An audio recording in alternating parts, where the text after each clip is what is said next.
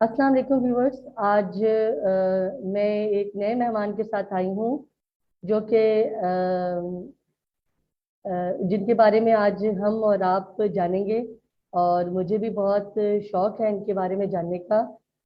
ये हैं जनाब head of administration executive vice president administration department Meezaan bank के रियाज अहमद जोया साहब। अस्सलाम वालेकुम सर, कैसे हैं आप? जी वालेकुम अस्सलाम। बिल्कुल बिल्कुल अल्हम्दुलिल्लाह ठीक हूँ मैं।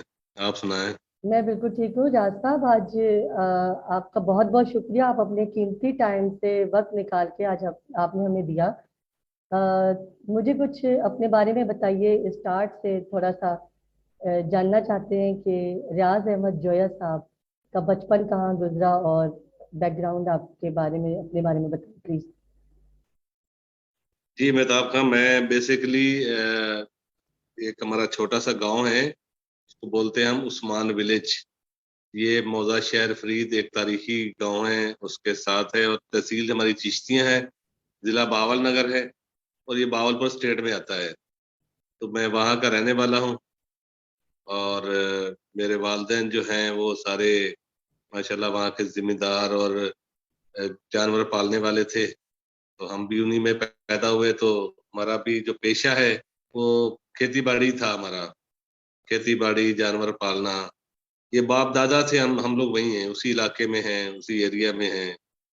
तो लेकिन जितने भी हमारे उस वक्त बाप दादा थे, हमारा चूंकि इलाका बहुत बहुत बैकवर्ड है, तो सारे ही अनपढ़ थे, कोई पढ़ा लिखा नहीं था। हमारा परदादा, हमारा दादा, हमारे वालिद, चचा सब अनपढ़ थे। बस वो किसी तरह से हमारे वालिद साहब को शौक था कि मैं अपने बच्चों को पढ़ाऊं। मेरे वालिद साहब जो है ना सबसे बड़े भाई थे, अपने चारों चार भाइयों में से सबसे बड़े थे। और उन्होंने हमें पढ़ने के लिए डाला, और हम भी चार भाई थे आगे। मेरे वालिद साहब लोग भी चार भाई थे और हम भी आगे चार भाई थे, और मेरा उसमें सबसे आखिरी नंबर था। तो उन्होंने सबसे पहले तो हमारे बड़े जो भाई थे उनको पढ़ने के लिए डाला, तो उन्होंने छोड़ दिया। तो शुरू में ही छोड़ के अपनी खेती बाड़ी में लग गए। फिर नंबर टू पे जो मेरा भाई था उसका नाम था हाफिज मोहम्मद शरीफ। वो उसने माशाल्लाह कुरान मजीद भी हिफ्ज किया और बीएससी बीएड भी किया, और आजकल वो एक स्कूल में हेडमास्टर है। उसके बाद तीसरा भाई था मोहम्मद लतीफ, उसका नाम था। वो भी कुछ दिन पढ़ने के लिए गया, उसने भी छोड़ दिया, तो वो भी खेती बाड़ी में लग गया। सबसे आखिरी नंबर मेरा था, तो मुझे भी उन्होंने पढ़ने के लिए डाला। तो मैंने बस अल्लाह ताला की बड़ी मेहरबानी है कि उसने हमें इस काम में लगा दिया और हमने पढ़ना शुरू किया। माशाल्लाह तो माशा। सबसे पहले हमारे गांव के करीब कोई 2 किलोमीटर पे एक बस्ती थी सादिकपुर। वहाँ पे एक मस्जिद थी और मदरसा भी था।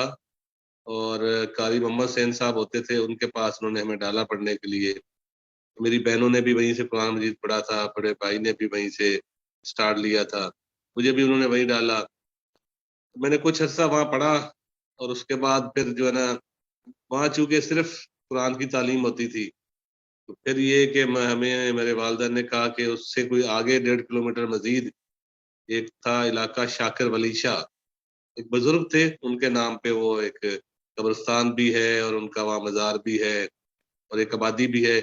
वहाँ पे गवर्नमेंट का स्कूल था, प्राइमरी स्कूल, और साथ में मस्जिद भी थी। तो वो दो मास्टर थे, दोनों भाई थे। एक हाफिज महमूद अल हसन शाह साहब थे जो कुरान मजीद पढ़ाते थे और साथ में किताबें भी, और एक मास्टर रफीक शाह साहब थे, वो सिर्फ जो है बाकी जो किताबें हैं दुनियावी किताबें पढ़ाते थे। प्राइमरी स्कूल था वो। वहां पे मुझे उन्होंने डाला, मैंने भी अपने दूसरे कजनों के साथ वहां शुरू कर दिया। लेकिन वो कहते हैं ना कि मेरे जितने भी कजन मेरे साथ शुरू हुए थे वो भी कोई चार पांच पढ़ के सब छोड़ गए। सब ने खेती बाड़ी और वो जो एक हमारा भाई पेशा था उसमें इख्तियार कर लिया। लेकिन मुझे अल्लाह मियां ने शुरू से शायद था कि मैंने पढ़ना है, तो मैंने कुरान मजीद भी वहाँ ख़त्म कर लिया। और जितनी क्लासेस थी पहली से लेके पांचवी तक, मैं हर क्लास में फर्स्ट आता था अपनी क्लास में।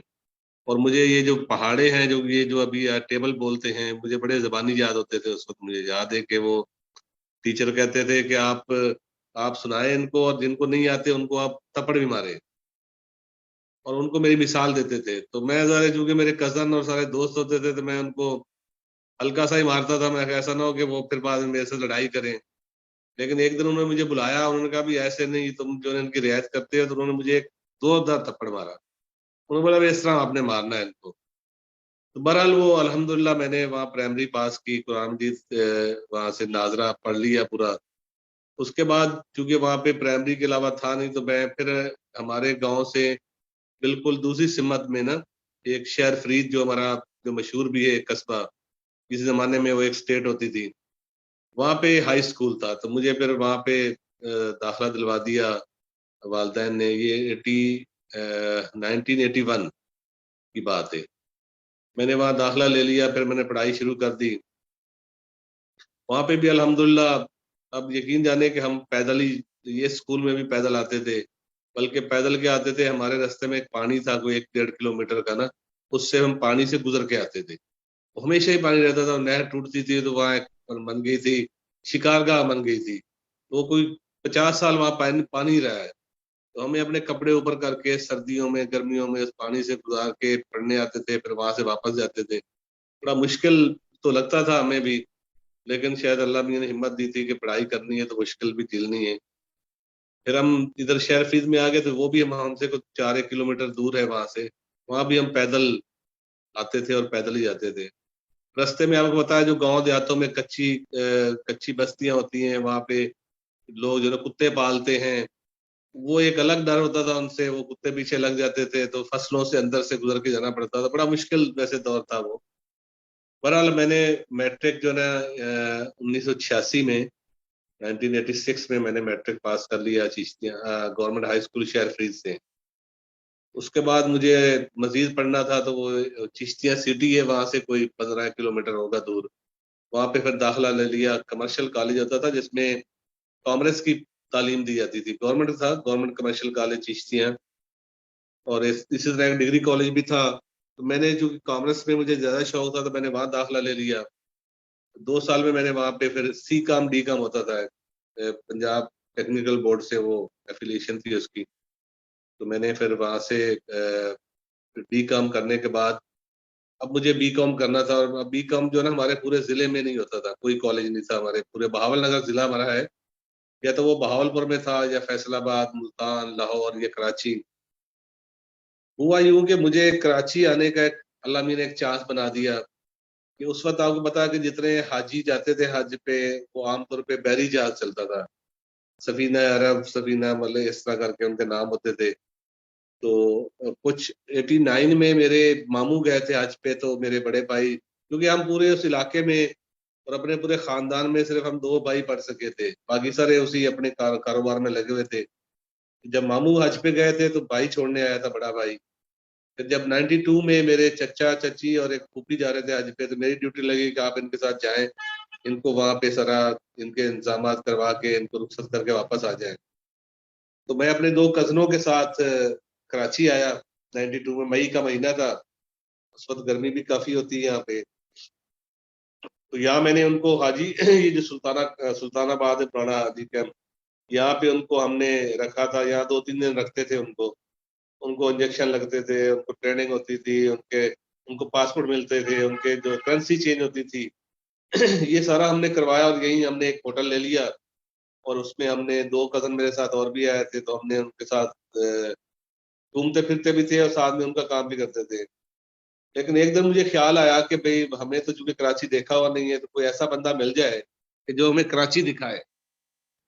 तो वो एक मेरे ननियाल के इलाके का बंदा गया होता था, जो कि दर्जी था किसी हॉस्पिटल में। और वहां मुझे एक दफा मुलाकात हुई थी, तो उसने कहा कभी कराची आए तो मेरे से मिलिएगा। उस वक्त फोन नंबर होते नहीं थे, नाम भी मुझे उसका नाम तो याद था, लेकिन हाँ हॉस्पिटल का या इलाके का नाम याद नहीं था। तो मैंने ऐसे ही एक दिन बोला भी चलो कोशिश करते हैं, आज वो अगर मिल जाता है। ये उसने बताया था कि मैं नाजमाबाद में होता हूँ। तो हमने टैक्सी लेके नाजमाबाद चले गए, वहां पे उनको तलाश किया। पर मिल गए वहां पे। वो एक कराची नफसियाती अस्पताल था, उसमें वो एज अ टेलर मास्टर काम कर रहे थे। उनसे मुलाकात हुई तो उनसे गपशप भी हुई। तो उन्होंने कहा भी ऐसा करें कि आप रात को मेरे पास ठहरे, इनको कजनों को छोड़ा है आप होटल में, हम रात को गपशप भी लगाएंगे, और कल मैं सुबह मेरे साथ आप चलिएगा। हमारा हेड ऑफिस साथ ही एक बिल्डिंग होती थी कराची मंशियात अस्पताल में, वहाँ हेड ऑफिस होता था, तो वहाँ मैं आपके साथ जाऊंगा। اور میں ان کو کہوں گا کہ میرا ایک دوست آیا ہوا ہے تو مجھے ان کو گھمانا ہے، تو مجھے چھٹی آپ کی وجہ سے مجھے چھٹی مل جائے گی. تو ایسے ہی کیا، ہم نے ان کو صبح گئے، ان سے جا کے بات کی، انہوں نے چھٹی دے دی. تو اس نے ہمیں 2-3 دن پورا کراچی گھمایا. اس دوران میں نا اس نے کہا کہ بھی ایک اکاؤنٹس کی جگہ ہاسپٹل میں خالی ہے، اگر آپ کو انٹرسٹ ہو تو میں آپ کی جاب کروا سکتا ہوں. اچھا، میں نے چونکہ BCom کرنا تھا اور اگر اکاؤنٹس کی جاب مجھے مل رہی تھی تو میرے ذہن میں ایک بات آئی کہ اگر مجھے اکاؤنٹس کی جاب بھی مل جاتی ہے تو میرا BCom بھی ہو جائے گا، مجھے گھر سے باہر تو رہنا ہی ہے. تو میں نے اس کو بولا بھی چلو میں پیپر تو اپنے ساتھ لایا نہیں ہوں، اور میں اپنے بھائی سے مشورہ بھی کر لیتا ہوں، اگر وہ کہہ دیتے ہیں تو پھر میں جا کے آپ کے ساتھ انٹرویو دوں گا. اس نے کہا ٹھیک ہے. اچھا، میں نے بھائی، ہمارے گاؤں میں چونکہ فون تھا نہیں، اور نہ ہمارے گاؤں کی طرف سڑک تھی، نہ بجلی پانی، نہ کوئی بجلی تھی، مطلب کوئی سہولت نہیں تھی اس طرح کی نا. فون بھی چشتیاں شہر میں ایک ہمارے دوست کا ایک دکان تھی تو اس کے پاس لگا ہوا تھا. اس کو میں نے فون پہ میسج دیا، اس نے پھر کسی کو بھیج کے وہاں سے بلوایا بھائی کو. اس سے میری بات ہوئی تو اس نے کہا بھی دیکھیں آپ کو پڑھائی تو کرنی ہے. اب وہ چونکہ BSc BEd ذکریہ یونیورسٹی ملتان سے کر کے آ گیا تھا واپس. اب اس نے کہا بھی آپ کی باری ہے پڑھنے کی، آپ جہاں آپ کا جی جائے، میری طرف سے آپ کو آزادی ہے، پڑھ سکتے ہیں. تو میں نے کہا چلو میں ایسا کرتا ہوں، میں اپنا انٹرویو دیتا ہوں جا کے کل، اگر میں سلیکٹ ہو گیا تو پھر میں ادھر سے ہی کروں گا BCom، اور اگر نہیں ہو سکا تو میں واپس آ جاؤں گا. اس نے کہا ٹھیک ہے. میں نے اپنے کزنوں کو واپس ٹکٹ دے کے ان کو بھاولپور بھیج دیا. میں وہاں رک گیا. اگلے دن میں گیا وہاں پہ ہاسپٹل میں اپنے دوست کے ساتھ. تو وہاں پہ ایک CFO تھے جنہوں نے CA کیا ہوا تھا، جو مالک تھے ڈاکٹر مبین اختر مالک کے کراچی نفسیاتی اسپتال کے. ان کے بھائی تھے سید متین اختر صاحب، وہ سارے اکاؤنٹس کو ہیڈ کرتے تھے. ان کے پاس وہ مجھے لے گیا اور ان سے بات کی اس نے کہ میرا ایک دوست ہے، اس کو جاب چاہیے، ہمارے پاس ایک جگہ خالی ہے. تو انہوں نے کہا ٹھیک ہے، آپ اپنی درخواست لکھ کر آئے نوکری کی. اچھا، میں نے زندگی کی پہلی درخواست اپنی لکھی وہاں ان کے ساتھ باہر بیٹھ کے، اردو میں ایک درخواست لکھی اور ان کو دی. انہوں نے وہ درخواست اٹھا کے، ان کا ایک نیچے چیف اکاؤنٹنٹ ہوتا تھا، رحمت اللہ اس کا نام تھا، بنگالی تھا، اور 80 میں اس نے BCom کیا تھا بنگلہ دیش سے. اور اب وہ وہاں پہ 12 سال سے وہاں کام کر رہا تھا ہاسپٹل میں ایز اے چیف اکاؤنٹنٹ. اس کو جب میری انہوں نے اپلیکیشن دی اور اس نے میرا انٹرویو کیا. اچھا، مجھے تو چونکہ سچی بات ہے کہ بہت اردو بھی پراپر بولنی نہیں آتی تھی، پنجاب میں پڑھے تھے، پنجابی چلتی تھی گھر میں ہر جگہ. تو اس نے خیر انٹرویو کرنے کے بعد میرے ریمارکس لکھ کے درخواست کے اوپر کہ یہ تو اس کو تو اردو بھی بولنی نہیں آتی. اس نے صحیح لکھے ویسے کہ اور ہمیں تو یہاں ایک ایکسپیرینس بندہ مل جائے گا تو بہتر ہے کہ ہم ایکسپیرینس بندہ رکھ لیں. لیکن وہ واپس لے کے گیا سید متین اختر صاحب کے پاس وہ میری درخواست اور ریمارکس اپنے لکھے ہوئے. تو انہوں نے کہا نہیں یار، ایسا کرو، اس کو آپ ٹرائل پہ رکھ لو، اگر یہ چل گیا تو ٹھیک ہے، ادروائز پھر اللہ حافظ. تو خیر وہ مجھے واپس آ کے انہوں نے بتایا بھی آپ کا یہ فیصلہ ہوا کہ ہم آپ کو ٹرائل پہ رکھیں گے 3-4 دن، اب اگر آپ کام کرنے لگ گئے تو ٹھیک ہے، ادروائز پھر اللہ حافظ. میں کہا ٹھیک. میرے پاس کوئی کام تو تھا نہیں، میں نے کہا چلو میں آ جاتا ہوں کل صبح. انہوں نے کل صبح آپ آ جانا، صبح 9 بجے اسٹارٹ ہوتا تھا ہمارا دفتر، 9 سے 6 ٹائم تھا. تو میں اگلے دن صبح آ گیا دفتر میں. تو جو میرے جگہ پہ چھوڑ کے گیا تھا 2 مہینے پہلے بندہ چھوڑ کے چلا گیا تھا، وہ کرتا یہ تھا کہ یہ جو کمپنیاں ہوتی ہیں جیسے اسٹیل مل تھی، نیشنل ریفائنری تھی، اس طرح کے جو گورنمنٹ کے ادارے یا پرائیویٹ بڑے ادارے تھے، ان کے وہ بلنگ کرتا تھا. یعنی ان کے مریض آ کے چلے جاتے تھے، ان کے ساتھ ریٹ فکس تھے، اس ریٹ لسٹ کے حساب سے ان کے بل بنا کے اس کمپنی کو بھیجنے ہوتے تھے، اور پھر وہ ہمیں پیسے ہاسپٹل کو پیسے بھجواتے تھے، چیک بھیجتے تھے. اچھا، میں نے جب کیا تو انہوں نے مجھے کہا، رحمت صاحب نے، ایک نیا لڑکا تھا ظفر عالم اس کا نام تھا، تو وہ بھی 2-3 مہینے پہلے اس نے جوائن کیا تھا. تو انہوں نے کہا بھی ان کے ساتھ بیٹھ کے آپ تھوڑا سا سمجھ لو. وہ سیٹ خالی تھی، ٹیبل اور کرسی جو بندہ چھوڑ کے گیا تھا وہ اس پہ انہوں نے مجھے بٹھا دیا، اور وہاں پہ پورا ٹیبل بھرا پڑا تھا بلوں کا. 2-3 مہینے سے وہ چھوڑ گیا تھا تو وہ کام ہو نہیں پا رہا تھا. خیر مجھے اس نے کوئی آدھا گھنٹہ میرے پہ لگایا بھی اس طرح بل بننا ہے، اس طرح سے یہ ریٹ ہے، یہ اس کی بل بک ہے، اور بس آپ نے یہ کر کے دینا ہے.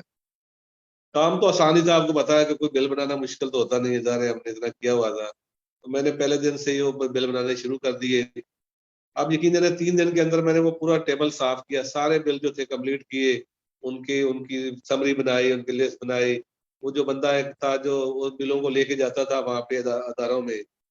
اچھا، اس میں یہ تھا کہ اسٹیل مل کا یہ تھا کہ اگر آپ نے 5 تاریخ سے بعد میں بل بھیجے ہیں تو پھر آپ کو پلنٹی لگتی تھی. اچھا میں نے یکم کو جوائن کیا اور 3 کو میں نے کمپلیٹ کر کے سارے بل اس کو دے دیے اور انہوں نے جا کے جمع کرا دیے.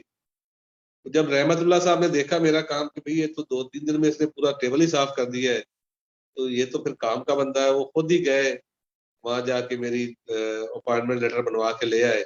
1350 روپے انہوں نے میری سیلری لگائی اور وہ انہوں نے مجھے لیٹر دے دیا بھی یہ آپ ایکسیپٹ کریں. تو میں نے تو, میرے پاس تو کوئی اور چوائس تھی نہیں, نہ مجھے کوئی سیلری کا پتا تھا. میں نے کہا میں نے تو پڑھائی کرنے کے مشن سے آیا تھا, میں نے ایکسیپٹ کر لیا اور میں نے شروع کر دیا. خیر وہ جب میں نے کوئی ہفتہ ایک وہاں مزید کام کر لیا تو پھر میں نے سوچا کہ اب میرا کیونکہ ٹھیک ہو گیا سارا کچھ سسٹم. میں نے پیچھے بھائی کو خط لکھا, اس وقت تو فون ہوتا تھا خط ہی لکھتے تھے کہ آپ میری جو ہے نا NOC بہاولپور بورڈ سے لے کے دیں اور میرے جو پیپر ہیں وہ مجھے بھجوائیں, کیونکہ میرے پاس کچھ نہیں تھا سوائے میں جو 2-3 جوڑے کپڑوں کے لے کر آیا تھا. تو پھر اس نے مجھے پیپر بھی بھجوایا, اس نے بہاولپور بورڈ سے میری NOC بھی لے کے دی. وہ پھر میرے پاس کاغذ میرے پاس آئے کراچی میں. میں نے پھر نیشنل کالج ہے یہ جیل چرنگی کے پاس ہے حیدرآباد میں, تو وہاں میں نے داخلہ لے لیا BCom میں اور ساتھ میں کتابیں منگوا کے گھر میں رکھ لی. اور اس وقت ملتے تھے سال شدہ پیپر جو کہ 5 سال کے سال شدہ پیپر ہے, وہ منگوا لیے میں نے. اچھا ساتھ میں مجھے چونکہ کمپیوٹر سیکھنے کا بہت شوق تھا تو میں نے ایک فاروق اعظم مسجد ہے بلاک کے ناگ آباد میں, وہاں بھی داخلہ لے لیا. لوٹس ہوتا تھا اس وقت اس پہ. میری روٹین یہ تھی کہ میں صبح 9 سے لے کے 6 بجے تک ڈیوٹی کرتا تھا. 6 سے 6:30 بجے تک وہاں پہنچتا تھا میں اس میں انسٹیٹیوٹ میں. وہاں 2 گھنٹے میں کمپیوٹر سیکھتا تھا اور وہاں سے پھر میں گھر جو سیفی کالج کے پاس اسی دوست کے پاس میں نے رہائش رکھ لی تھی, وہاں جا کے میں اپنی رات کو پڑھائی کرتا تھا کھانا وانا کھا کے. اور میں ایک اور چیز جو میں اب نوجوانوں کو اور آج کے طالب علموں کو بتانا چاہتا ہوں کہ میں نے زندگی میں یعنی بچپن سے لے کے آج تک کبھی ٹیوشن کی ایک دن ٹیوشن نہیں پڑھی, کبھی کوچنگ نہیں کی, کبھی کہیں نہیں جانا پڑا مجھے.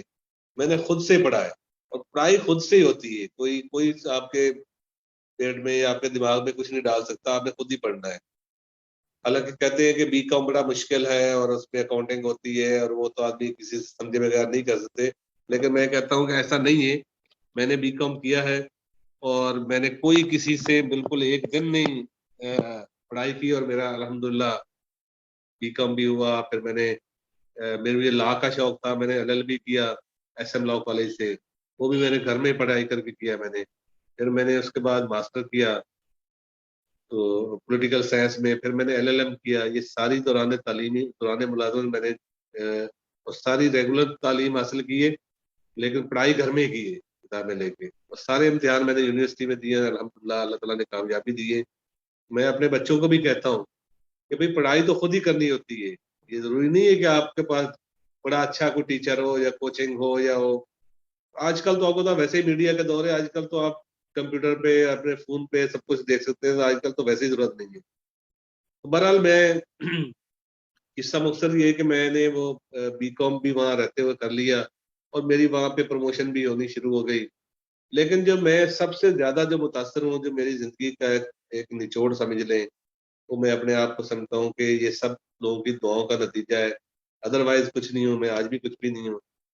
صرف میرا یہ تھا کہ میں شروع سے جب میں گاؤں میں بھی تھا, جب میں 7-8 سال کا تھا یعنی 3ری-4تھی جماعت میں, تو میں لوگوں کے جو ہے ان کے شناختی کارڈ بنوانا, ان کے پے فارم بنوانا, ایون یہ کہ ہمارے علاقے میں جو شادیاں ہوتی تھی وہاں نندرا لکھا جاتا ہے, جو لوگ پیسے دیتے ہیں وہ لکھنے کے لیے بھی کوئی نہیں ملتا تھا تو وہ مجھے لے کے جاتے تھے. اور اسی طرح ووٹوں میں نام درج کروانا. مجھے تھوڑا یہ شوق بھی تھا کہ میں الیکشن ہوتا تھا تو میں جب 6-7-8 سال کا بھی تھا تو میں جا کے وہاں بیٹھ کے پرچیاں بناتا تھا. تو اس طرح سے لوگوں کے ساتھ میرے تھوڑے سے سوشل کانٹیکٹ بھی تھے, لوگوں کی مدد کرنے میں مجھے خوشی محسوس ہوتی تھی. ہمارے پاس ایک شوگر مل ہے چشتیہ میں نا, آدم شوگر مل کے نام سے, بڑی پرانی ہے. اس کے پرمٹ ملتے ہیں جو گنا سپلائی کرتے ہیں نا, تو وہ پرمٹ بھی ذرا اردو میں لکھے ہوئے ہوتے ہیں, تو وہ بھی مجھے لوگ پڑھانے کے لیے میرے پاس آتے تھے. یہ کس کا ہے, کب جانا ہے, کون سی تاریخ ہے, وہ بھی میں ان کو بتاتا تھا. تو یہ شروع سے میں سوشل تھا. جب میں یہاں پہ ہاسپٹل میں آیا, میری جاب لگی, تو آپ یقین جانیں کہ جو میری جاب تو 1350 روپے تھی, تو میں اکیلا تھا. جو جتنے وہاں اس وقت چوکیدار تھے, جو سویپر تھے, جو مالی تھے, یعنی چھوٹی جاب والے جتنے بھی لوگ ہوتے تھے ان کی سیلریاں بھی ایسی ہوتی تھی 1300-1400-1500. اچھا میں تو اکیلا تھا, لیکن ان کی جو فیملیاں ہوتی تھی یہاں پہ، انہوں نے کرایہ پہ گھر بھی لیا ہوتا تھا، انہوں نے بجلی کا بل بھی دینا ہوتا تھا، گیس کا بل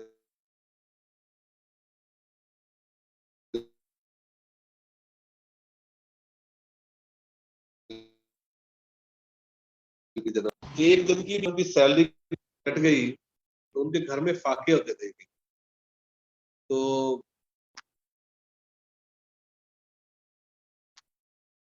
جی میں آپ کو سن رہی ہوں ماشاءاللہ سے. آپ سن رہی ہے؟ پتہ نہیں میرے آ رہی ہے میری، جی مجھے جی میں نظر آپ نہیں کو آ رہی. سن رہی ہوں اور میں بڑے انٹرسٹنگ ہو کے سن رہی ہوں، کتنی اچھا اچھی چلو باتیں آپ سوری، بیچ بتا میں رہے کوئی ہیں. فون آ گیا تو فون سے انٹرپٹ ہو جاتا ہے. ہاں میں آپ کی باتیں غور سے تو سن رہی ہوں کہ مزے برحق وہ مزے کی میں بتا رہے ہیں. یہ کرتا تھا کہ اچھا ان لوگوں کی جو یہ جو سیلری کٹتی تھی نا کسی وجہ سے، وہ ایسی نہیں تھی کہ وہ یہ تھے کہ ان پڑھ تھے نا، تو کبھی وہ درخواست دینا بھول گئے، کبھی حاضری لگانا بھول گئے، کبھی وہ لیٹ آئے تو انہوں نے نہیں لگائی پراپر حاضری، یا کوئی چھٹی کر لی تو درخواست نہیں دی تھی، اس وجہ سے ان کی کوئی تنخواہ کٹ جاتی تھی. اچھا مجھے یہ تھا کہ یار غریب آدمی ہے، ان کی تو کوئی ہونا چاہیے نا، ورنہ تو یہ ان کے تو گھر میں فاقے ہوں گے. تو میں ان کی مدد کرتا تھا، ان کی تنخواہ لکھوا کے خود ہی چیک کر کے ریکارڈ اور ان کو ووچر بنا کے اور ان کی پیمنٹ کروا دیتا تھا. تو وہ لوگ مجھے دعا دیتے تھے. اب یقین جانے میری کامیابی کا جو راز ہے نا، وہ چھوٹے لوگوں کی مدد کرنا تھا. یہ میں نے ان کی مدد کی، اللہ میاں نے مجھے جو ہے نا بڑھاتا گیا کہ، اور میں نے اپنے سارے کام دفتر کے اپنے ہاتھ سے کیے ہوئے ہیں. میں نے فوٹو کاپی کا کام کیا ہوا ہے، میں نے فیکس مشین چلانی سیکھی ہوئی ہے، میں نے لائبریری کا کام کیا ہوا ہے، میں نے اسٹور کیپر کا کام کیا ہوا ہے، میں نے کمپیوٹر آپریٹر کا کام کیا ہوا ہے، انگلش اردو دونوں میں کیا ہوا ہے. تو میں نے یہ بنیادی کام سارے اپنے ہاتھ سے کیے ہیں، ہاتھ سے سیکھے ہیں، اور چھوٹے لوگوں کی مدد کی ہے ہمیشہ سے. اب یقین جانے جب اب ان کا کوئی دوست آ جاتا تھا کبھی ملنے کے لیے، کسی گارڈ کا، کسی چوکی دار کا، کسی سویپر کا، تو میں اس کو اپنے کمرے میں بٹھا دیتا تھا، میں خود باہر بیٹھ جاتا تھا، تاکہ عزت سب کی برابر ہوتی ہے. جیسے میں سوچتا ہوں ہر بندہ ایسے سوچتا ہے نا، اور اللہ میاں نے سب کو برابر پیدا کیا ہے. تو اب ان کو عزت دو گے تو آپ کو عزت ملے گی. میں ان کو کمرے میں بیٹھتا تھا، میرے کمرے میں بیٹھے ہیں آپ چائے بھی پلائیں ان کو میرے خرچے پہ، تاکہ ان کو کل کو واپس جائیں تو ان کی عزت ہو بھی، ایک اچھی جگہ کے ادارے میں کام کر رہے ہیں. اور وہ میرا آج بھی ہے الحمدللہ. میں آج بھی میرا کمرہ جو ہے وہ سب کے لیے، میرے جتنے بھی میرا کلیگ ہے، میرے سٹاف ہے، ان کے لیے اوپن ہوتا ہے کہ آپ، میں اگر نہیں ہوں تو میرے کمرے میں بیٹھ جائیں آپ، میں اگر ہوں تب بھی آپ کا کوئی مہمان آ جائے تو میرے کمرے میں بٹھا کے آپ ان کو چائے پلائیں، میں باہر بیٹھ جاؤں گا، کیا فرق پڑتا ہے. تو یہ ایک نقطہ تھا شاید اس وجہ سے اللہ میاں نے مجھے بڑھا دیا. میں آیا تو اکاؤنٹس میں تھا، لیکن وہ 6-7 مہینے بعد میں ایڈمنسٹریشن میں آ گیا. اس کے بعد میں نے ہمیشہ سے ایڈمنسٹریشن کی، ڈاکٹر صاحب کے ساتھ ہی رہا وہاں پہ ہاسپٹل میں ہی. پھر کچھ عرصے بعد ڈاکٹر صاحب نے کئی جی ایم آئے اور پھر وہ چلے گئے، پھر ہم نے ان کے ساتھ سیکھا بھی صحیح. اس کے بعد جب وہ چلے جاتے تھے تو ہم خود کام سنبھال لیتے تھے. یہ کرتے کراتے ہمارا چونکہ کام بڑھ رہا تھا، تو ڈاکٹر مبین اختر صاحب جو تھے، انہوں نے کہا کہ آپ ایسا کریں، اب آپ میرے پاس آ جائیں، میرے کام لے کے آپ سب سے کروایا کریں. اور پلس یہ کہ وہ وہاں پہ جماعت اسلامی کے وہاں پہ ماشاءاللہ ناظم تھے وہاں کے اس علاقے کے، تو جماعت نے ان کو ناظم ویسے بھی بنا دیا تھا، حلقے کا ناظم بنا دیا تھا. تو اس پہ چونکہ ان کے سارے سوشل ویلفیئر کے کام میں ہی دیکھتا تھا. ڈاکٹر صاحب بھی ماشاءاللہ بڑا اللہ والے ہیں، اور وہ بڑے دیندار آدمی ہیں، ایماندار آدمی ہیں. وہ رشوت 1 روپیہ نہیں دیتے، اس کے بدلے میں 1 لاکھ بھی بھرنا پڑے گا تو وہ بھر دیں گے، لیکن رشوت کے بالکل خلاف تھے. تو اچھا انہوں نے ایک یہ فری ڈسپینسری ہم نے کھولی تھی وہاں کچی بادی ہے موسا کوٹ میں، اس کی پوری نگرانی میں کرتا تھا. اس میں دوائیاں بھی ہم فری دیتے تھے، چیک اپ سب کچھ فری تھا. پھر ہم راشن تقسیم کرتے تھے، پھر ہم لوگوں کو قرض حسنہ دیتے تھے. پھر ہم نے ایک پبلک ایڈ کمیٹی انہوں نے بنائی ہوئی تھی، جس کا مجھے انچارج بنایا تھا، جو لوگوں کے مسئلے مسائل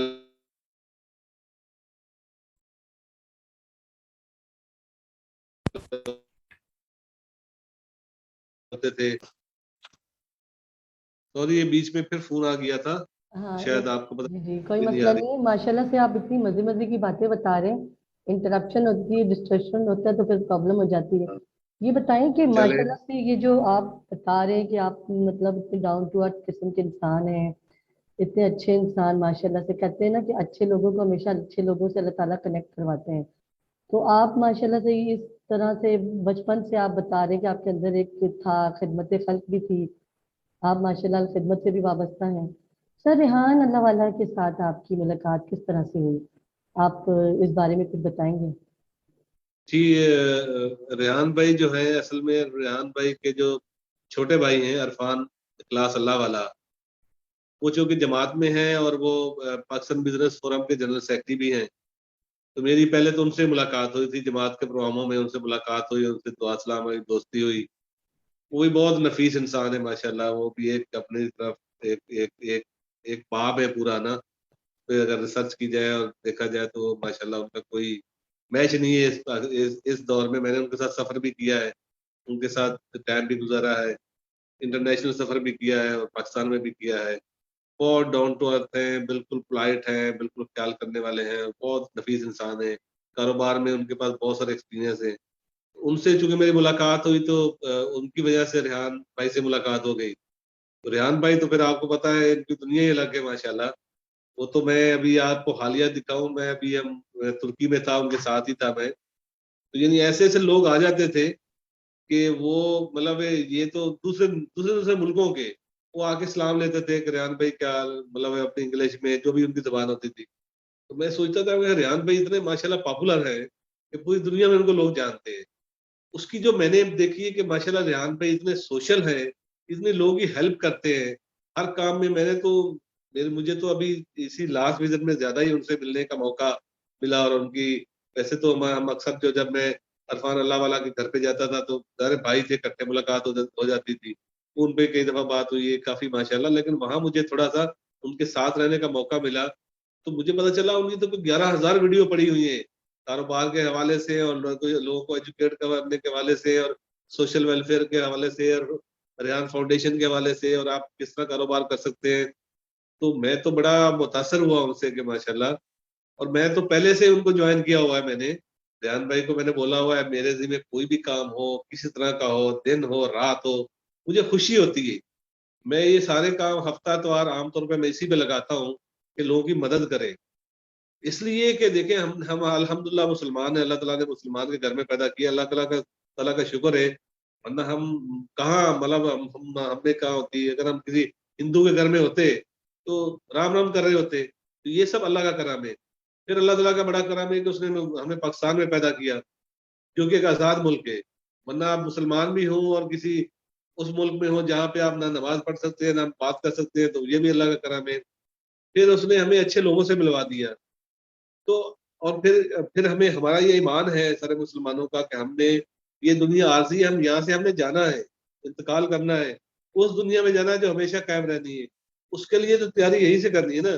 جیسے ہم امتحان کے لیے تیاری کرتے ہیں کہ ہم اچھی تیاری کریں گے تو ہم پاس ہو جائیں گے، اچھے نمبر ملیں گے، اور اگر نہیں کریں گے تو فیل ہو جائیں گے. تو اس لیے اس کی تیاری ہم نے یہیں سے کرنی ہے. اور وہ تیاری یہی ہے کہ اللہ میاں نے کہا کہ دیکھیں نماز روزہ حج زکوٰۃ یہ تو ضروری ارکان ہے، لیکن لوگوں کی مدد کرنا ایک پورا بہت بڑا کام ہے. کیونکہ شاید اللہ میاں یہ نماز روزہ تو شاید معاف کر دے گا، لیکن اگر آپ نے کسی کے ساتھ زیادتی کی ہوگی، کسی کے ساتھ دشمنی کی ہوگی، کوئی اس کا کوئی نقصان کیا ہوگا تو وہ آپ کو جب تک معاف نہیں کرے گا شاید اللہ میاں معاف نہیں کرے گا. اس زندگی کو مد نظر رکھتے ہوئے میں ہر وہ کام کرتا ہوں جس میں ہمیں کوئی آگے لے کے جائے، جس کا ہمیں آگے فائدہ ہو. تو ریحان بھائی چونکہ بہت بڑا کام کر رہے ہیں، ہر سیکٹر میں کام کر رہے ہیں، لوگوں کو ایجوکیٹ کر رہے ہیں، لوگوں کو کاروبار کرنا سکھا رہے ہیں، لوگوں کی مدد کر رہے ہیں.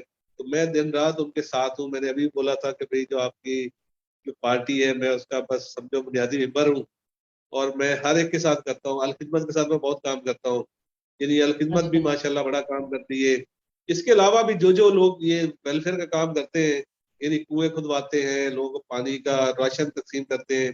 ہمارا اتنا بڑا اپنا CSR ہے میزان بینک کا، اس کو بھی میں دیکھتا ہوں. ابھی جو کرونا میں جو لوگوں کے ساتھ مسئلے مسائل ہوئے تھے تو ہم نے بہت راشن تقسیم کیا، الحمدللہ پورے ملک میں کیا ہے غریب لوگوں کے لیے. تو اس لیے مجھے خوشی ہوتی ہے کہ کوئی میں ایسا کام، کسی کا ہاسپٹل کا مسئلہ ہے، لیکن میں جو سب سے زیادہ فوکس جو میرا ہوتا ہے وہ لوگوں کی جابوں پہ ہوتا ہے. تو لوگوں کو نوکریوں پہ لگا دو یا لوگوں کو روزگار شروع کرا دو کوئی چھوٹا موٹا، تاکہ وہ اپنی روزی کمانے والے ہو جائے. تو اس سے پوری ایک نسل چینج ہو جاتی ہے. آپ یقین جانے میں نے بہت سارے لوگوں کو کسی جگہ ٹی بوا لگایا تھا، وہ آج ماشاءاللہ کیشیئر اور آفیسر بن گئے بینک کے. اب ان کی جو اگلی جنریشن آئے گی وہ ماشاءاللہ پڑھی لکھی ہوگی اور وہ سارے ماشاءاللہ ان کا ایک سلسلہ چل پڑے گا. ریاض تو یہ صاحب جو آپ کی نوکریوں اس بات سے مجھے، آپ کی بات کاٹ رہی ہوں سوری، مجھے ایک علامہ اقبال کا شعر یاد آ رہا ہے. میں چاہتی ہوں کہ میں بولوں. وہ کہتے ہیں نا کہ ہیں لوگ وہی جہاں میں اچھے، ہیں لوگ وہی جہاں میں اچھے، آتے ہیں جو کام دوسروں کے.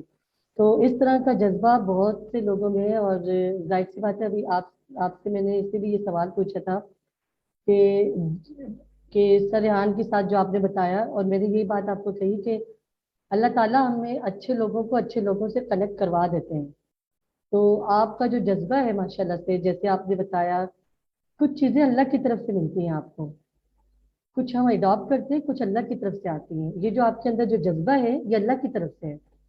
جو آپ کے اندر شوق ہے، خواہش ہے کسی کی ہیلپ کروں، آپ بے چین ہو جاتے ہوں گے کسی کو تکلیف دیکھ کر، یہ بہت کم لوگوں میں یہ چیزیں ہوتی ہیں. میں کہتی ہوں دنیا میں سارے لوگ ایسے ہو جائیں تو کتنا ہی اچھا ہو جائے. تو میں اسی لیے آپ کی جو باتیں آپ کی سنی، اور آپ نے مجھے ایک بات بتائی کہ آپ نے ٹیوشن کبھی نہیں دیا، تو آپ کی اس بات سے میں حیران ہو رہی تھی کہ اس دنیا میں لوگ ہوتے ہیں کہ جو پریفر نہیں کرتے، ٹیوشن ہونا بھی نہیں چاہیے. میں خود اس کے اگینسٹ ہوں. میں نے خود جو ایجوکیشن حاصل کی اس میں نے ٹیوشن کبھی زندگی میں نہیں لیا. تو یہ بہت اچھی بات ہے، اور جو آپ کا جذبہ ہے لوگوں کی خدمت کرنے کا. تو مجھے بھی اب یہ بتائیں گے کہ آپ نے ٹریولنگ کی ہے اور کتنے دنیا میں آپ گھوم چکے ہیں، اور اس ٹریولنگ سے جو میں نے سنا ہے کہ آپ وائز ٹو وائزر ہوتے جاتے ہیں، سفر کرنا اچھا بھی ہوتا ہے، آپ کو ایکسپیرینس بھی ملتا ہے. آپ نے کیا گین کیا اپنے سفر سے، کہاں کہاں ٹریولنگ کی آپ نے؟ ایکچولی اللہ تعالیٰ کا کرم ہے میرے اوپر. میری والدہ بتاتی تھی کہ جب میں رات کو سوتا اٹھتا تھا نا تو میں کاغذ کے جہاز اڑاتا تھا، خواب میں بھی اور اس میں بھی. تو مجھے کہتی تھی کہ آپ کے پاؤں میں جو ہے نا سفر بہت ہے، چمنے کا ہوگا تو. لیکن بہرحال پہلے تو چانس نہیں ملا تھا. لیکن 2006 میں میری جب میزان بینک میں جاب ہوئی، میں نے 14 سال کراچی نفسیاتی اسپتال میں کام کیا الحمدللہ. پہلی دفعہ میں وہاں ہوا تھا اور میں نے پورا 14 سال. اس کے بعد مجھے کئی آفر آئی تھی لیکن میں نے کہیں نہیں گیا. لیکن جب میزان بینک کی آفر آئی تو میں نے سوچا کہ یہ چونکہ اسلامی بینک ہے، اس سے بھی لوگوں کو جب سود سے بچائیں گے تو اس کا بھی ایک الگ سے ثواب ملے گا ہمیں. اور یہ نیا نیا شروع ہوا ہے، اس نے بڑھنا ہے آگے. تو اس سے ہمیں جو ہے نا انشاءاللہ جتنے لوگ سود سے بچیں گے اس کا ہمیں ثواب ملے گا، اور یہ چلتا ہی رہے گا. تو میں نے جب جوائن کر لیا میزان میں تو میں نے 2006 میں پہلا اپنا پرائیویٹ سفر میں نے جو کیا وہ دبئی کا کیا. تو میرا دوست، ہم دونوں نے کراچی نفسیاتی اسپتال سے ایک ہی دن چھوڑا تھا. وہ دبئی چلے گئے تھے، وہاں کوک لگ گئے تھے کسی ریسٹورینٹ میں، اور میں نے میزان بینک جوائن کر لیا تھا. اور تقریباً سال بعد انہوں نے مجھے دعوت دی کہ یار اب سال ہو گیا ہے، آپ نے کبھی ملاقات نہیں ہوئی، تو آپ میرے پاس دبئی میں آئے تاکہ ذرا گپ شپ بھی لگاتے ہیں، میں آپ کو دکھاتا ہوں. تو میں پہلا سفر دبئی کا کیا 3-4 دن کا. میں گیا، اس کے پاس رہا، اس نے گھمایا پھرایا، مجھے اچھا لگا.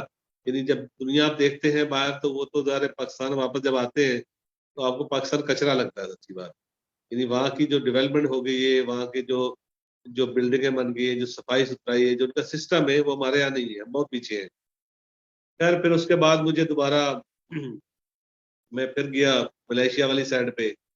اس وقت تک میری والدہ زندہ، میرے والد صاحب کی تو 2000 میں ہی وفات ہو گئی تھی. میری والدہ زندہ تھی.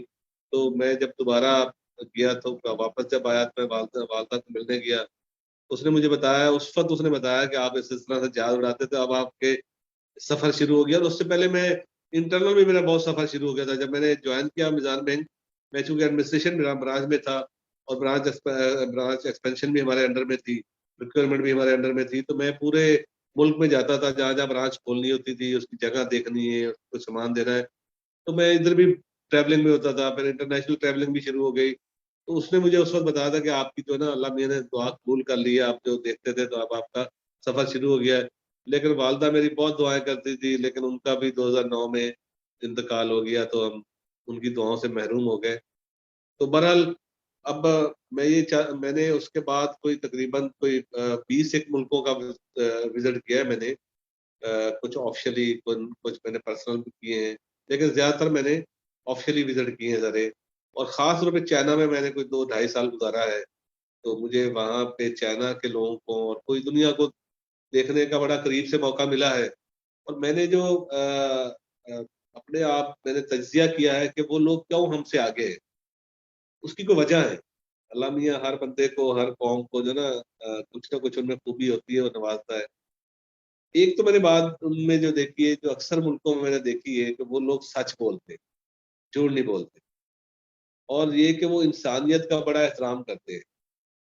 مطلب اگر کوئی ان کو نہیں بھی جاننے والا ہو، جیسے میں چلا جاؤں وہاں پہ میرے ساتھ ایک واقعہ بھی ہوا تھا. میں آسٹریا میں تھا اور میں ٹرین میں جا رہا تھا, تو میری ایک انگلی جو نا آ گئی تھی دروازے میں, تو وہ مجھے درد ہونا شروع ہو گیا اور بڑی تکلیف تھی. میں نے خیر کوشش کی, اس میں اکیلا تھا, اس میں میں پہنچا آسٹریا میں.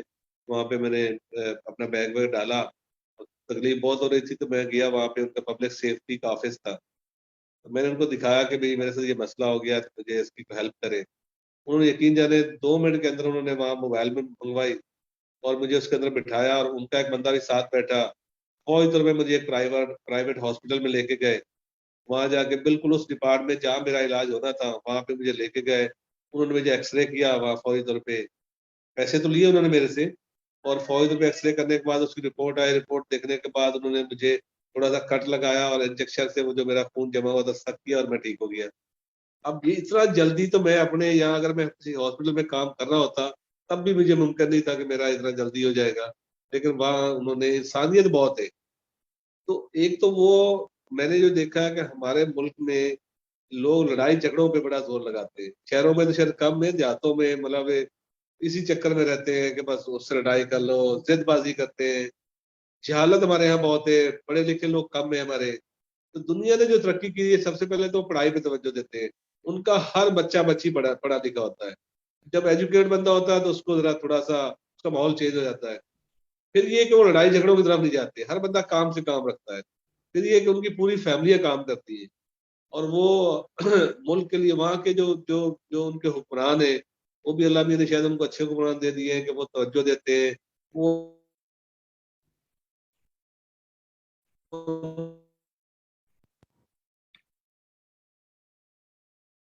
وہ ساری اسٹوری پہ تھا. تو آپ کی ایک بات بالکل صحیح ہے کہ جو وہاں کے لوگ ہیں ان میں انسانیت ہے. لیکن میں یہ سمجھتی ہوں کہ ہر جگہ ایجوکیشن نہیں ہوتی, تربیت بھی ہوتی ہے. آپ کی ماحول کا بھی اثر ہوتا ہے, آپ کی تربیت ہوتی ہے. آپ دیکھتے ہیں کس طرح سے کیسے رہنا چاہیے. ہمارے یہاں بھی اگر لوگ اس چیز کو سمجھنے لگ جائیں, وہ کہتے ہیں نا خود سے ہم اپنے آپ کو صحیح کرنے لگے تو ساری دنیا صحیح ہو جائے گی. اور انٹرو چل رہا ہے, ان کو لے جانا. اچھا, تو ہمارے ابا نے اپنے ہاتھ میں, وہ کہتے ہیں نا اس قوم کی حالت نہیں بدلی جا سکتی جس کو اپنی حالت خود نہ بدلنا چاہے. تو دنیا کہاں کہاں پہنچ چکی ہے, ٹیکنالوجی کا زمانہ آ گیا, ترقی ہو گئی ہے. لوگ چینج نہیں ہونا چاہتے. کئی کئی لوگوں کو پتہ بھی ہے کہ اس طرح سے ہم چینج ہو سکتے ہیں, لیکن نہیں ہوتے چینج.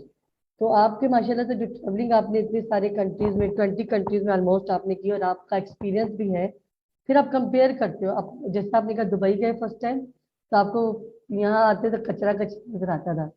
تو میرے ساتھ بھی ایسا ہی ہوا تھا. جب میں فرسٹ ٹائم گئی تھی تو مجھے ہر چیز عجیب عجیب لگ رہی تھی, ایسا لگ ہی نہیں رہا تھا کہ یہاں سے گئے. تو ماحول کا بڑا اثر پڑتا ہے آپ پہ, آپ کی ہر چیز پہ پڑتا ہے. لیکن وہ کہتے ہیں نا کہ ایک اچھی تربیت ہوتی ہے تو انسان میں چینجنگ آتی ہے, آپ کے اندر ہوتا ہے ماحول اور یہ چیزیں, یہ سسٹم بہت ضروری ہے. ہمیں اپنے آپ کو بدلنے کی ضرورت ہے. ماشاءاللہ سے آپ نے جتنا سے اسٹرگل کرتے رہے ہیں, بچپن سے آپ نے کہا کہ آپ کو ایک شوق بھی تھا, شوق نہ ہوتا تو آپ کبھی کچھ نہیں کر سکتے تھے. اور اسٹل آپ کے اندر جذبہ انسانیت ہے, ماشاءاللہ ماشاءاللہ سے نظر نہ لگے کہ آپ کہتے ہیں کہ کہیں کسی کو تکلیف میں دیکھتے ہیں تو آپ پینک بھی ہو جاتے ہیں. آپ سب کو ایک انسان سمجھتے ہیں, آپ فرق نہیں کرتے, اسٹیٹس کانشیس نہیں ہیں آپ.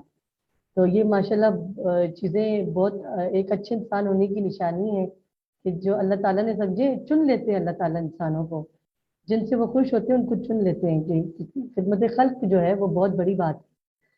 اچھا یہ بتائیں مجھے کہ آپ کا جو ایم ہے, جو آپ نے اپنا فیس بک پہ بھی شو کیا ہوا ہے, تو آپ کیا دیکھتے ہیں کہ کچھ سالوں میں, لیٹس سپوز ایک اور سوال ہے, اگر آپ پرائم منسٹر بن جاتے ہیں ایک دن کے لیے تو آپ کیا چینجنگ لائیں گے اس ملک میں؟ دیکھیں میں یہ سمجھتا ہوں کہ جس ادارے کا اگر سربراہ اچھا ہو نا, نیک ہو, ایماندار ہو, اللہ والا ہو, تو نیچے آٹومیٹک ٹھیک ہو جاتا ہے. میں آپ کو اپنے ادارے کی مثال دیتا ہوں. ہمارے پریزیڈنٹ ہیں عرفان صدیقی صاحب, انہوں نے میزان بینک شروع کیا تھا 1997 میں. المیزان انویسٹمنٹ بینک کے نام سے شروع کیا تھا, 5 سال وہ چلایا. ابھی بھی وہ پاکستان میں سب سے بڑا انویسٹمنٹ بینک ہے. اور پھر انہوں نے میزان بینک 2002 میں شروع کیا. الحمدللہ اس وقت میزان ٹاپ پہ جا رہا ہے. تو ایک بندے سے بڑا فرق پڑتا ہے, اگر وہ خود ایماندار ہو, دیندار ہو, اگر اللہ میاں سے وہ مانگے اور وہ اوپر سے ٹھیک کرتے تو نیچے بھی ٹھیک ہو جاتے ہیں. تو میں کہتا ہوں ہمارے جو حکمران ہیں، یا مجھے بھی اگر آپ نے میرے سے سوال کیا کہ میں اگر بن جاؤں تو میں کیا کروں گا، تو میں بھی کوشش کروں گا الحمدللہ، جیسے اس میزان بینک میں ہم نے کوشش کر کے اس کو بڑھایا ہے، ملک کو بھی اس طرح سے بڑھایا ہے. جب آپ کے دل میں اللہ کا خوف ہوگا کہ آپ کو ایک ایک پائی کا جواب دینا اللہ میاں کے یہاں، تو پھر آدمی دیکھ دیکھ کے چلے گا. تو پاکستان کو ٹھیک کرنے کے لیے سب سے بہتر یہ کہ سب سے پہلے تو ایجوکیشن اچھی کی جائے. یہ بہت ضروری ہے کسی قوم کی تبدیلی کے لیے، کسی ملک کی تبدیلی کے لیے، کسی انسانیت کی تبدیلی کے لیے، کہ جب تک وہ ایجوکیشن نہیں ہوگی وہ آگے نہیں بڑھ سکتا. تو ہماری ایجوکیشن پہ زور دینا چاہیے، ایجوکیشن اچھی کرنی چاہیے. اس کے بعد یہ کہ لوگوں کے جو بنیادی مسائل ہیں وہ حکومتیں ٹھیک کرتی ہیں. حکومت ایماندار ہو، ٹیکس پراپر اکٹھا کرے اور وہ پراپر لوگوں کے اوپر خرچ کریں. لوگوں کو پتا ہو کہ بھئی یہ صحیح جگہ خرچ ہو رہا ہے تو لوگ ٹیکس بھی دیں گے زیادہ. اب ہمارے یہاں تو قرآنوں کا جو ہے عام طور پہ جو ہم سنتے ہیں ہمیشہ سے، کہ لوگ کہتے ہیں کہ یار جو ہم دیتے ہیں وہ بھی یہ کھا جاتے ہیں، کچھ ہمیں نظر آتا نہیں ہم کیا دیں. باہر ملکوں میں ٹیکس لوگ لیتے ہیں تو ان کو سہولتیں ملتی ہیں. تو ایک تو کہ نیک اور ایماندار حکمران ہونا بہت ضروری ہے. وہ جب ہوں گے نا تو لوگ پھر اللہ میاں کی طرف سے برکت بھی آتی ہے. جب آپ صحیح کام کرتے ہیں تو اللہ میاں خود برکت ڈالتا ہے. بے تو شک ہمیں آپ کی بات جو سے بھی ایگری ہمارا کرتی ہوں. ملک، آپ ہم دیکھیں یا میں نے بھی پوری دنیا دیکھی ہے، آپ نے بھی دیکھی ہوگی، جو ہمارے ملک میں چیزیں وہ کسی ملک میں نہیں. یہ اللہ تعالیٰ نے ہمیں ایک تحفہ دیا ہے، جی اللہ جی. کے نام پہ بنا ہے. اس میں چاروں موسم میں اس کے پھل آپ دیکھ لیں اور پوری دنیا کے پھل کھا کے دیکھ لیں، آپ کو مزہ نہیں آئے گا. یہاں کا گوشت کھا لیں اور پوری دنیا کا گوشت کھا لیں، آپ کو مزہ نہیں آئے گا. مطلب ہر چیز کو اللہ تعالیٰ نے چاروں موسم، سارے معدنیات، سارے زرعی رقبہ دیا ہے. ہمیں تو کھانے پینے کی لوگوں کو مشکل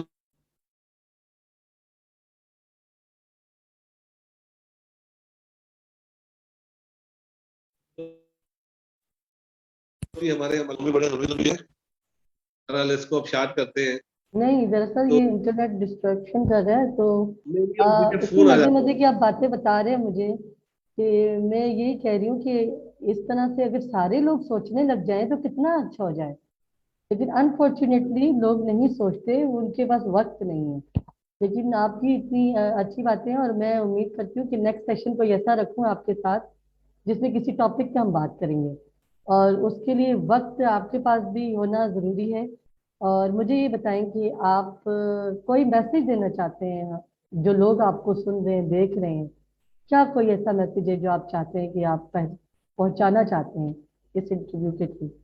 اچھا، میرا نوجوانوں کے نام اور پاکستانی قوم کے نام اور تمام مسلمانوں کے نام ایک ہی پیغام ہے کہ آپ خوش رہیں اور خوشیاں بانٹیں اور لوگوں کی مدد کریں، جتنی ہو سکے مدد کریں. میرے زندگی میں میں نے ایک اصول بنا لیا ہے کہ آپ کسی اپنے دشمن کے بارے میں بھی غلط سوچ نہ رکھیں. آپ ہمیشہ سے پازیٹیو سوچ رکھیں، ہر بندے کی مدد کرنے کی کوشش کریں.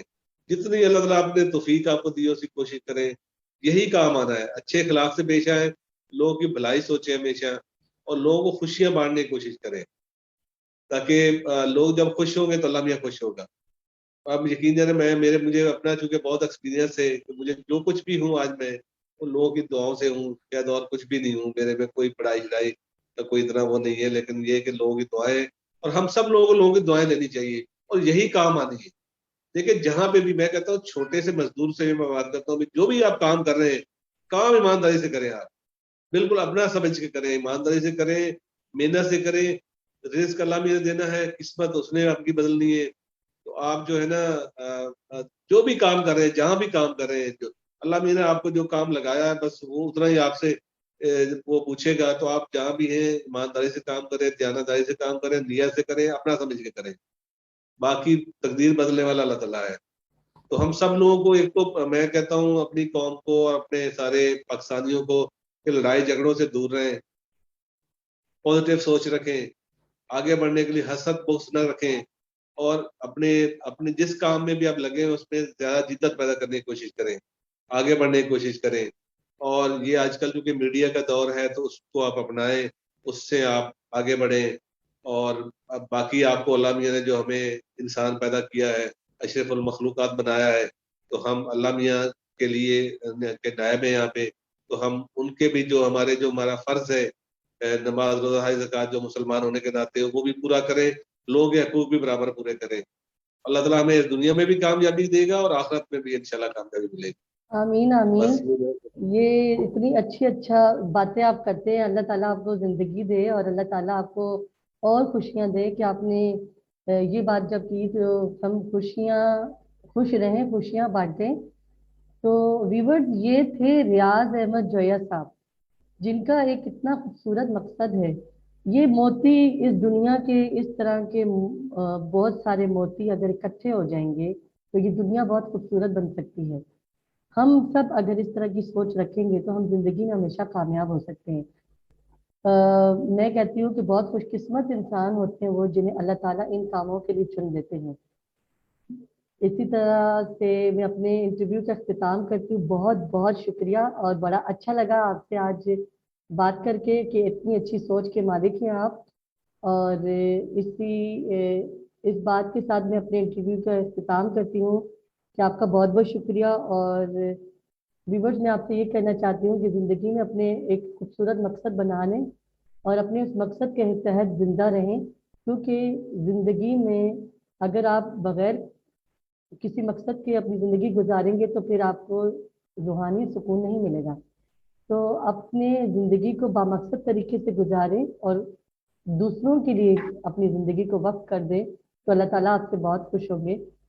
आप इसी के साथ मैं इजाज़त चाहती हूँ। आपका बहुत बहुत शुक्रिया, और अल्लाह ताला हम सबका हामी और नासिर रहे। अल्लाह हाफिज़। मैं